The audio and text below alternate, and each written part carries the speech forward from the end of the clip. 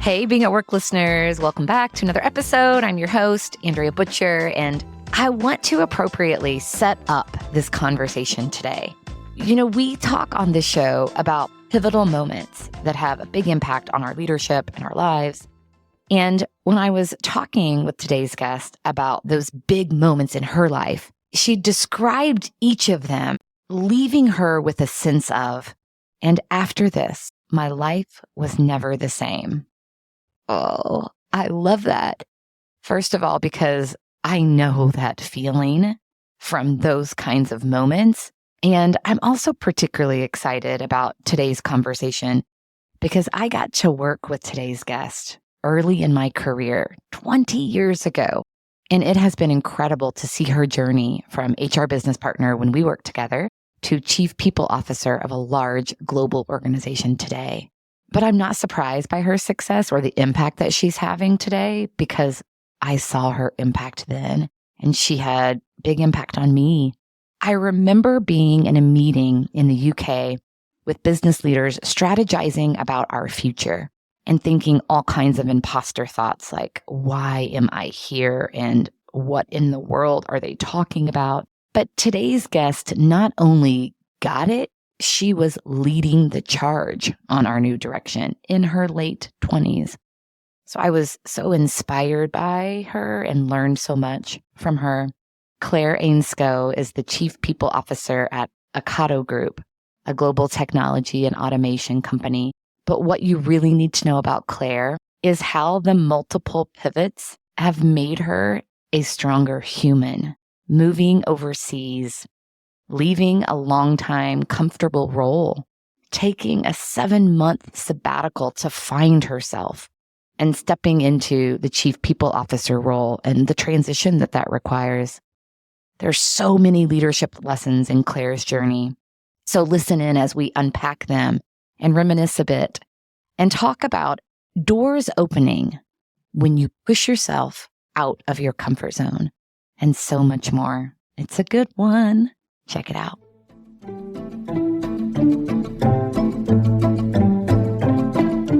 I can't believe we've known each other for 20 years. That's insane. I know. How is that possible? And here we are doing our thing, reconnecting. What a privilege it is to bring your journey to life. There's so many incredible lessons in it. So why don't you start just giving us a little background? Tell us a little bit about that journey that got you to where you are today. I think you've already said, right? I've been in HR now for over 25 years, which is insane when I think about that in itself, because I still feel like that 20-year-old back in the day. But yeah, actually, I started working in a startup. That was where I began. And then very quickly joined the organization where we met. So an organization, electronics distributor called Premier Farnell. And I was there for 14 years, which I think for any younger listeners is a very long time to stay with one organization. But I did a huge amount of roles in that. It isn't the most sexy organization when you look back, right? It distributes electronic components, but people just fell in love with that organization and they gave me incredible opportunities, including moving me around the world. And then when I left there, I did the sabbatical you talked about and then joined Expedia, the online travel organization, which was just incredible. Basically, to work for a US organization after being in the US working for a UK organization. So I did the exact opposite. Was there for a very long time. And then, as you said, most recently, I'm Chief People Officer at Ainscough, which has been, again, brilliant, incredible, different, challenging for a whole load of different reasons. So I'm really lucky for the organizations that I've worked with, the people that I've met along the way. So a lot of pivots along the way. And when I asked you about a specific moment, I mean, there were multiple things that came up. And I so loved what you said, that all of those moments, as you're reflecting on them, brought this feeling of, yeah, and after that, my life was never the same. So first of all, I love that sentiment. I can so relate to that because it shifts you. It's something is different as a result of the experience. And the first big one was moving to Chicago. I mean, that so got you out of your comfort zone. Yeah. If anyone is listening who is thinking about an international assignment, I was the person who did not want to go. So quite often when you're being asked to go and do an international assignment, a lot of it is there is a big problem to solve. And We had an underperforming US business and it needed a change in strategy where it had a branch network. And at the time, it's that long ago now, the predominant focus was getting it into a call center, but also the start of what became our digital transformation. And they asked me to go to Chicago, but I was in a great job, right? I was the HR director for Europe, and that was a really nice job. I was flying all over the world, France, Sicily, Spain, and it was brilliant. And suddenly they're like, do you want to do this job in the US with a business that isn't performing? And I was like, no, thanks for asking, but I just don't want to go. And I had a very persuasive boss and they were really like, look, just go and do 1 year. That's all you need to do. It'll be fabulous. You will help us. And they made it attractive. And in the end, I sort of reluctantly went with all of my resistance of risk and trying to plan out what would happen in every given moment and all of those things. And of course, doing an international assignment is nothing like that when you get there, but it literally does change your life in so many different ways. And 5 years later, they actually had to drag me back kicking and screaming because I didn't want to come back. I was just having a great time out. You know, Chicago, first of all, is just a brilliant place to live. Being an expat is amazing because you find this new liberation in life of just, I'm going to say yes to loads of stuff because I might not be here forever. And I now am lucky enough to live in London and it's fabulous, but I don't do as much in London, even half of what I did in Chicago, because you know that you're on a clock and it will end at some point and you meet other fabulous expats and your network is brilliant. But I would just say the doors that doing something like that opens is so incredible. And if anyone's thinking about it, I am definitely the person who's recommending it. Yeah. So taking that leap, even though you didn't want to, you're so grateful for that. What about from a leadership perspective? How was that transition into that business that was underperforming because you were coming from a higher performing business where you were really integrated? And I suspect that was a big change. Yeah, there were so many things when I look back. Partly, I was still quite young and I inherited a very senior team actually in the US. And that was, I'm sure, quite difficult for them. What does this person know from the UK and all of those things? And so that one of the first things I thought about is actually they bring so much strength to me. They know the legislation, they know the culture, they know all the people in this organization. So I relied on them for their strengths, but then played to my strengths, which was actually, look, I've restructured a branch network before. And I've got the UK contacts that when you're in a division trying to make changes, being able to utilize those relationships that you just talked about, like where do we need expertise? Where do we just need some air cover? Where do we need people to back off? And being able to use my strengths in that, I think were really helpful. We did restructure that business and I learned a lot from that as well. So from an HR perspective, one of the biggest things I will never do again, I was really panicked about the exit process. There was lots of people leaving the organization as we sort of went through this. And that's never actually a very nice thing to have to do ever, but a core part of being in HR, and you just make sure that you do that with as much compassion as possible. But as we were opening the call center, it frightened me to death about the law in the US about if you get it wrong and how expensive it is. I'd gone through those plans like nobody's business and the care and the welfare and all the things that you would hope I would do. And I took my eye off the ball of the contact center that we were opening. And what we realized sort of 6 months in is it was just not performing, right? The stats weren't there. We weren't hiring people at the right rate. People were coming and leaving really quickly. And I sort of realized, you know, when you're in any leadership role, where you spend your time, because you can't do everything, make sure you spend it on the bit that counts. And actually, I had brilliant people who would have been able to handle parts of that and known where I need to step in. But the other bit was really where my attention was needed. So there was this immediately big lesson.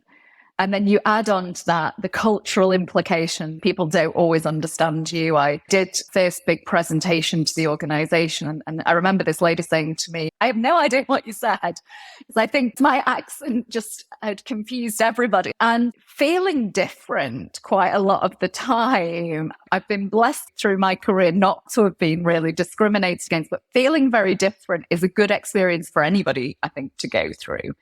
I always look on expats and I'm like, I know what you've been through from a resilience standpoint.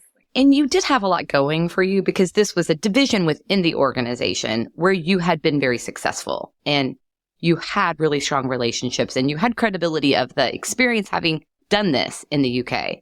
So you had a lot going for you. A lot of our listeners are earlier in their career and navigating challenges every day. And you talked about being less senior than a lot of the leaders that you were now supporting and building relationships with. How did you build credibility with them? Like, what was your approach to connect with and get buy-in from those leaders?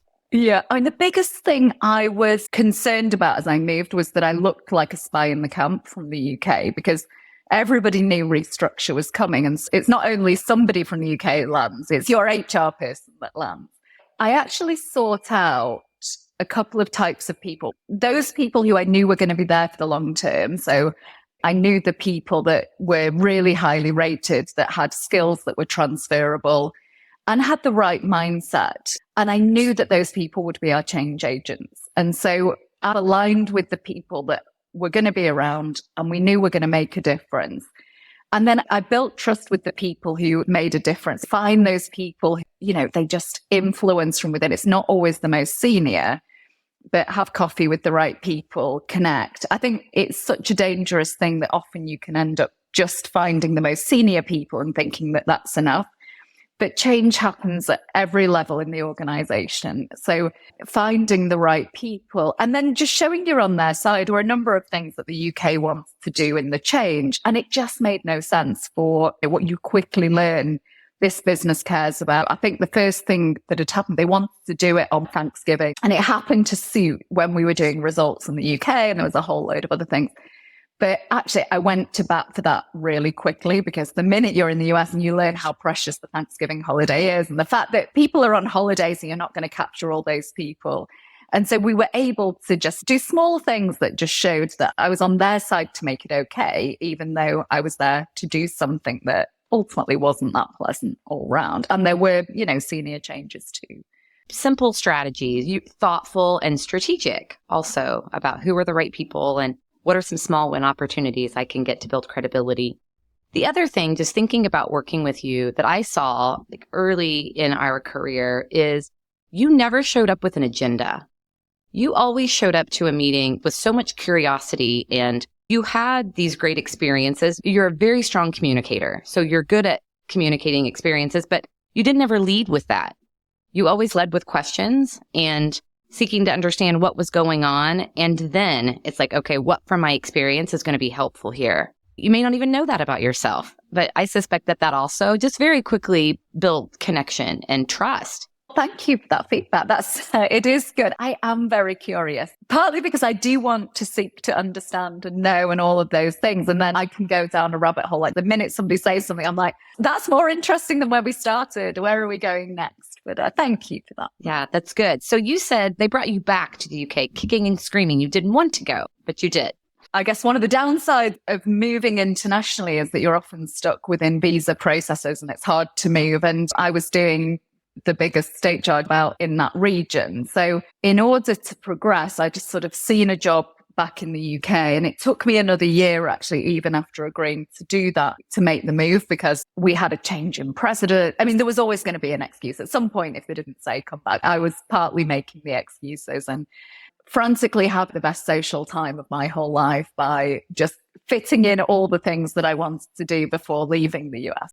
Would you have stayed in Chicago if you could have? Was that ever an option for you? It was always a possibility. Do you know what's interesting about being an expat is it's really transient, because what you meet are other expats. Some of the best friends I have now, I met during that time, and they have the same zest for life. Of course, they live all over the world. But the downside is you get quite tired on starting again, because you make these friendships, you get really attached to people, and it's brilliant. And then those people are like, I'm moving somewhere. So I met a fabulous friend who very quickly moved to India. And I was so sad when she left. And you sort of reach the point of, you just want to grow some roots and do something. But in the end, I ended up following a job, right? I was actually in the process of the green card process and would have had the option to stay if I'd wanted to. But this is where the next bit of the story comes really on the pivot, isn't it? I was definitely in a mindset of, this has been a great organization for me. They've taken care of me. I've loved it. By this point, I'd been there 13 and a half years, and that was brilliant, right? And I had the option to almost change from profession. I'd always been a business partner, and I had the opportunity to go and do a more specialist role with the organization. And this felt like a really good deal all round. Obviously, my parents were happy I was going to be a bit closer to home, and that felt quite good too. So there were lots of things drawing me back to the UK. And yeah, eventually I did come back. So then what was that like when you came back? So firstly, the return from being an expat is not a pleasant experience. So not only do you have all the downside of finding somewhere to live at the same time of trying to make impression in a new job, when you're going out, all of that's pretty exciting. You just make it happen. On the way back, it feels a bit more drudgy. But the worst thing was, when I got back, I did not have a very special accent that people loved. When I moved to the US, people did me all kinds of favors. It's like, look at you with your nice British accent. And people just went out of their way to claim that. As I remember this moment of almost having a mental breakdown in our post office, trying to send a letter. She's like, why are you trying to do it like that? And I was like, because this is how you send it. There was no forgiveness for the special situation I was in.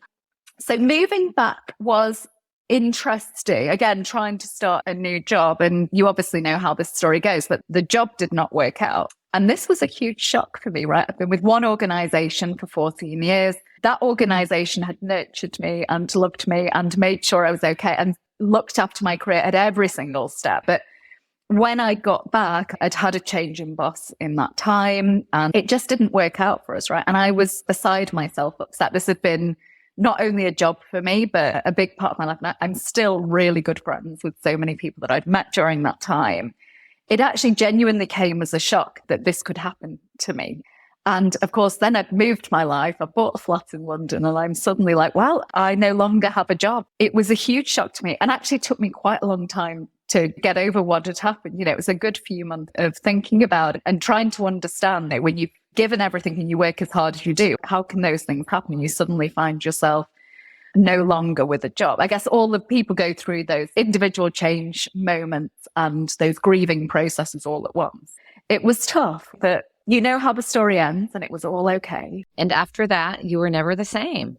And it was never the same, partly because I think the way that you go into it, you can never replicate 14 years in that way. And there are certain things that I just learned to let go a lot quicker. And I worked with a coach at the time who really spent a lot of time helping me figure out how to find belief in myself.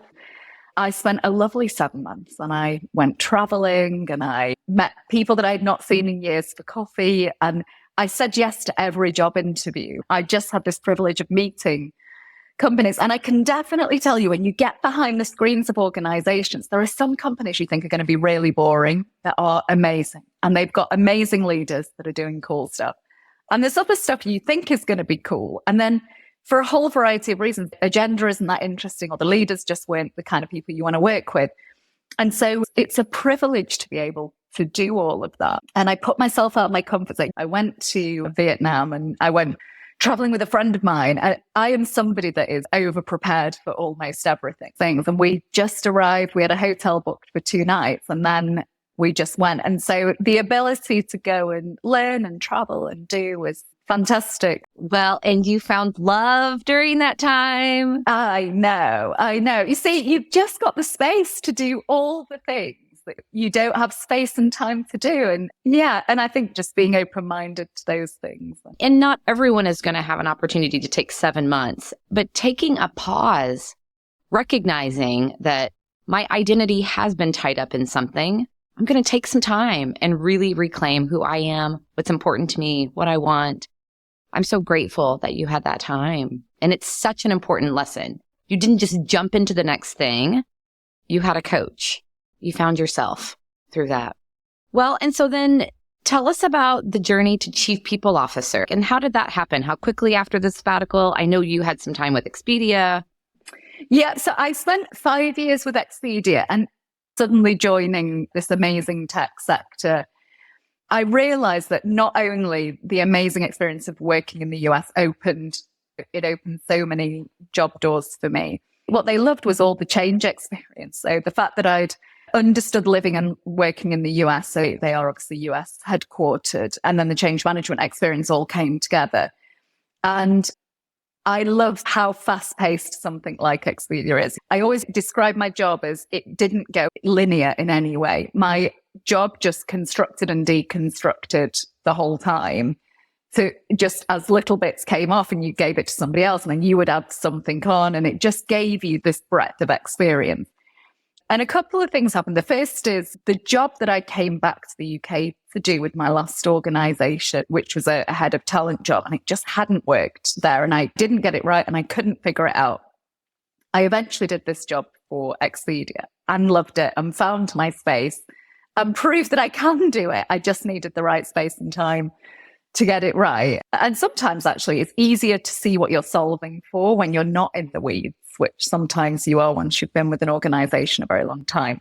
At the end of my time with Expedia, I did an interim stint as their CPO after my boss left, which ended up being a bit longer than I'd expected and a bit more travel than I'd expected because I was going back and forth to Seattle. But really what that experience did was then open the door that once that assignment finished, I was like, I actually know now that I want to go and do this job properly and do it for a UK-based organization. And Expedia was so brilliant. They were so brilliant about how they looked after me and made sure that it was okay. And I just had so many experiences coming out of that organization. And when it came to looking at what's going to be next for me, actually, Ocado came along, and it was just this moment where I thought, gosh, I started in a startup, and Ocado, although it's 23 years old, is just like a startup, and it just reinvented itself.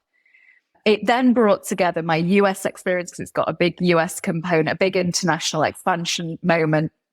It's got the tech of Expedia, the platform, albeit in a much more advanced way with robotics and AI and all this very cool stuff. And then it's also got a big logistics division, very much like we saw in Premier Farnell.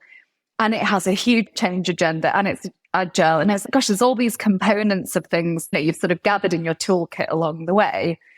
And like everything else, it's never exactly like you expect. And it's got its own version of brilliance and craziness all together. And so I learn a lot every day, and it's been a fantastic experience to get to do something that's like this. I work with a founder who's been around for 23 years, and it's just incredible that this whole company came out of his head, and how inspiring and brilliant it is to work for somebody that isn't like any other leader that you might have ever met in that way. So I continue to learn and grow every day, and very blessed for that.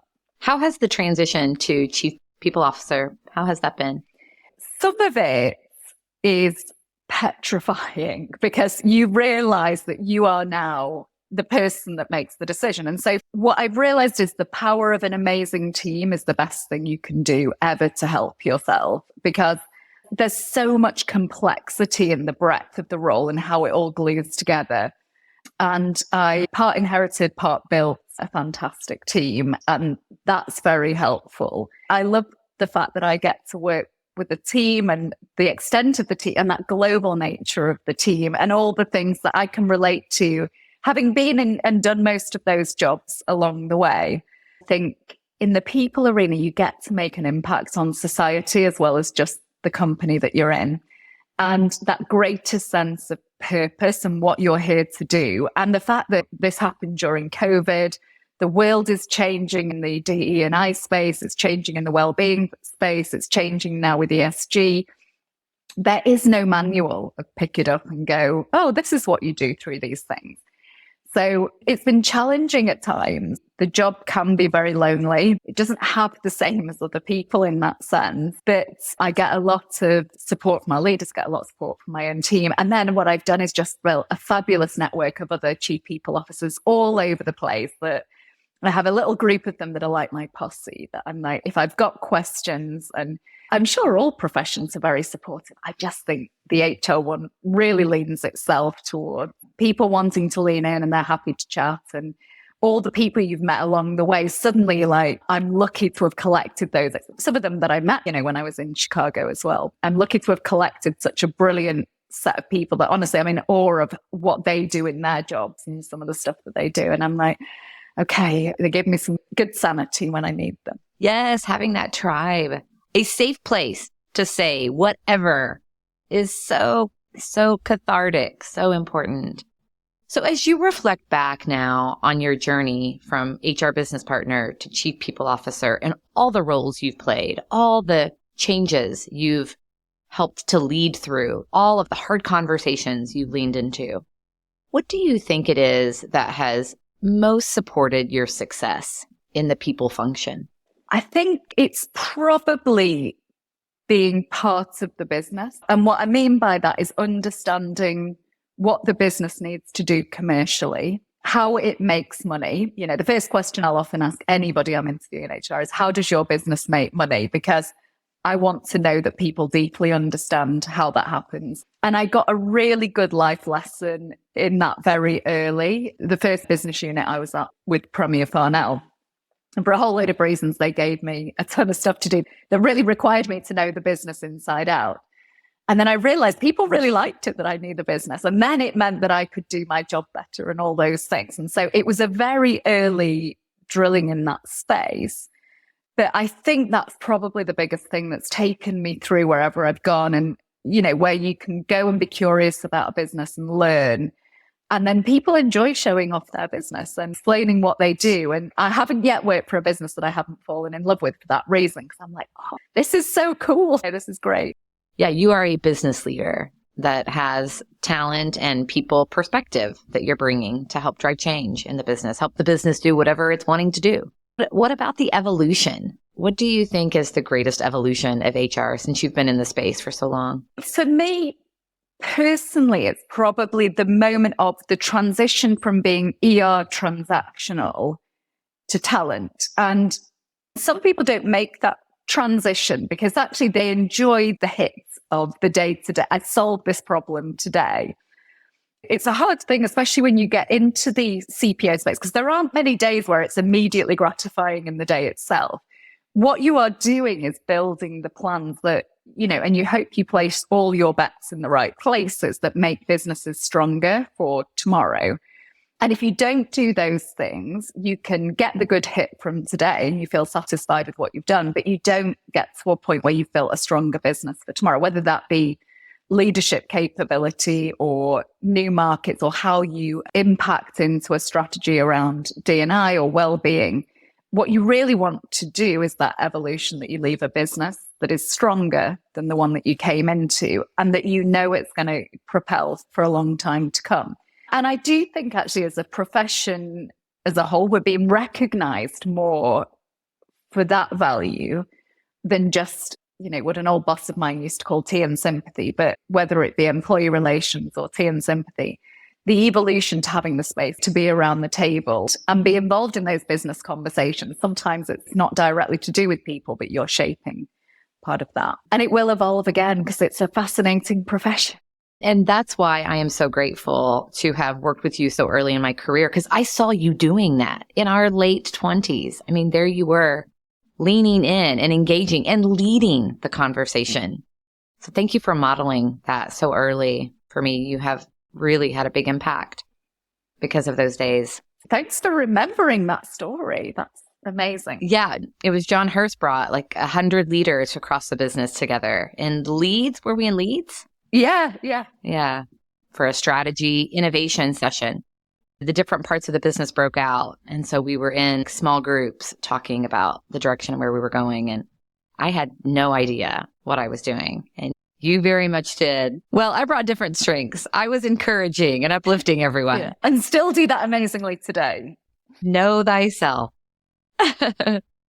Well, what a gift you are. I'm so grateful for you. You know, it's interesting when you were talking about that time in Chicago. I remember being so close to Chicago. I remember meeting up with you for dinner during your time there, and you were glowing. And so it was just fun to hear you talk about that experience and to see you in action there. Thank you. I look back and I'm like, why didn't I want to go? This is one of the best experiences I've ever had. Partly I want to tell my story, so if anybody's thinking about it, they might grasp it and go.